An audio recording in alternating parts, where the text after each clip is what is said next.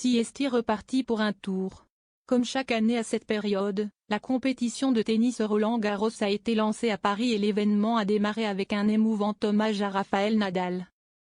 La légende de cette discipline qui a remporté 14 fois le jeu a été mise à l'honneur lors d'une cérémonie d'adieu exceptionnelle.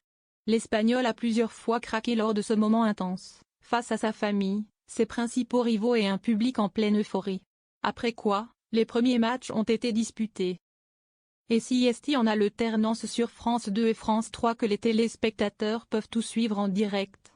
Mais dans la journée de lundi 26 mai, un gros couac a eu lieu durant la diffusion du match entre O'Connell et Humbert.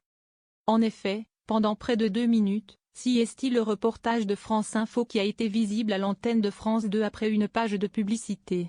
Presque une heure plus tard, Laurent Luyat, à la présentation de Roland-Garros, s'en est expliqué.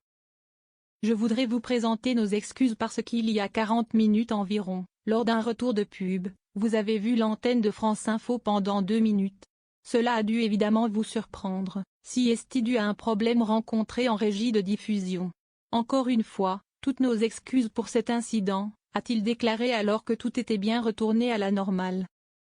Cette année encore, il y a par ailleurs du beau monde dans les tribunes de Roland-Garros.